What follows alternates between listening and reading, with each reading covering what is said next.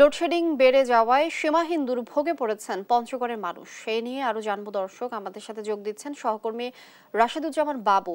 বাবু, পঞ্চগড়ে লোডশেডিং এর কি অবস্থা দেখছেন আর জনজীবনে যে দুর্ভোগ সে বিষয়ে বিস্তারিত জানাবেন। ধন্যবাদ আপনাকে। আপনি জানেন যে সারা দেশের মতো কিন্তু পঞ্চগড়ের যে লোডশেডিং সেটি মাত্রাতিরিক্তভাবে কিন্তু আসলে প্রভাব ফেলেছে জনজীবনে। আমরা যদি বলি যে পঞ্চগড়ে পিডিবি এবং পল্লী বিদ্যুৎ এই দুটি বিদ্যুতে কিন্তু পুরো জেলা কিন্তু আসলে বিদ্যুৎ সরবরাহ করে, কিন্তু আমরা সংশ্লিষ্ট কর্তৃপক্ষের সাথে কথা বলেছিলাম। সংশ্লিষ্ট কর্তৃপক্ষ আমাকে যেমনটি জানিয়েছে যে পল্লী বিদ্যুৎ চাহিদা রয়েছে প্রায় 50 মেগাওয়াট, সে জায়গায় বরাদ্দ গতকালকে পেয়েছে প্রায় 28 মেগাওয়াট। এমনি করে কিন্তু পিডিবির কথা যদি বলি, পিডিবির চাহিদা প্রায় 42 মেগাওয়াট, কিন্তু সেখানে বরাদ্দ পেয়েছে 25 মেগাওয়াট বিদ্যুৎ বরাদ্দ পেয়েছে। এমনি করে কিন্তু লোডশেডিং এর বার্তা এত চরম আকার দাঁড়িয়েছে যে আসলে প্রায় দিনে প্রায় 5 থেকে 7 বার কিন্তু আসলে বিদ্যুৎ আসা যাওয়া করে। 1 ঘন্টা বিদ্যুৎ থাকলে 1.5 ঘন্টা বিদ্যুৎ থাকে না, এরকম একটি অবস্থা ভোগান্তিতে পড়েছে।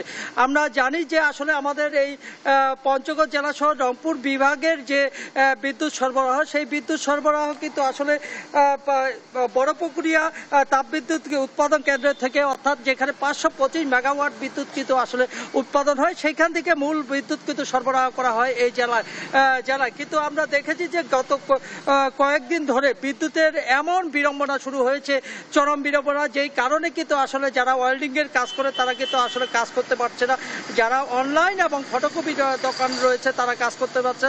বাসা বাড়িতে যে পানি উত্তোলন থেকে শুরু করে ইলেকট্রনিক যে জিনিসগুলো ব্যবহারের জন্য যেগুলো বিদ্যুতের প্রয়োজন, সেই বিদ্যুৎ কিন্তু আসলে থাকছে না। আমরা কথা বলেছিলাম সংশ্লিষ্ট কর্তৃপক্ষের কাছে, তারা বলছে যে আসলে এখানকার বিদ্যুতের চাহিদা যে পরিমাণ, সেই পরিমাণ চাহিদার কিন্তু আসলে বিদ্যুৎ পাওয়া যাচ্ছে না, যেই কারণে কিন্তু আসলে এই লোডশেডিং এর পরিমাণ কিন্তু অনেকটা বেড়ে গেছে। সামান্য কারণ যেসব বিদ্যুৎ উৎপাদন করে অনেকাংশ, অর্থাৎ 43টি বিদ্যুৎ উৎপাদন কেন্দ্রে কিন্তু আসলে বিদ্যুৎ উৎপাদন হচ্ছে না, যেই কারণে কিন্তু সারা বাংলাদেশের মতো কিন্তু পঞ্চগড়েও কিন্তু আমরা দেখেছি যে এই বিদ্যুতের যে লোডশেডিং সেটি চলমান রয়েছে। আমরা দেখেছি এর বাইরেও কিন্তু আসলে বিদ্যুতের যে লোডশেডিং, সেই লোডশেডিং আসলে যেন কেউ খারাপ কিছুর দিকে নিয়ে যেতে না পারে, সেই কারণে কিন্তু আসলে প্রশাসনের পক্ষ থেকে কিন্তু আসলে ব্যবস্থা নেওয়া হয়েছে।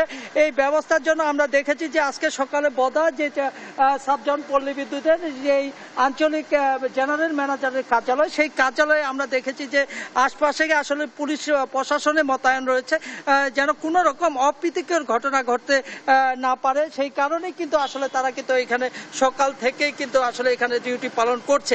এমনি করে আসলে জনমনের যে গ্রাম পর্যায়ে, অর্থাৎ শহরের অবস্থা কিছুটা স্বাচ্ছন্দ্য বোধ করলো, মানে সহনীয় পর্যায়ে থাকলেও কিন্তু গ্রামের অবস্থা কিন্তু অত্যন্ত খারাপ। তারা কিন্তু আসলে বলছে যে আসলে 24 ঘন্টার মধ্যে তারা 8 ঘন্টা বিদ্যুৎ ঠিকমতো পাচ্ছে না, যেই কারণে কিন্তু তারাও কিন্তু ফুঁসে উঠছে বলে এরকম কিন্তু বিভিন্ন খান থেকে অভিযোগ আসছে। এর পাশাপাশি যেন বিদ্যুতের যেন ঠিক থাকে আর কি, সবার ক্ষেত্রে বরাদ্দ যেন একই পরিমাণ থাকে, গ্রাম এবং শহর সব যেন একই পর্যায়ে থাকে, এই দাবি জানিয়েছে। এই ছিল পঞ্চগড় থেকে আমার কাছে বিদ্যুতের সর্বশেষ খবর।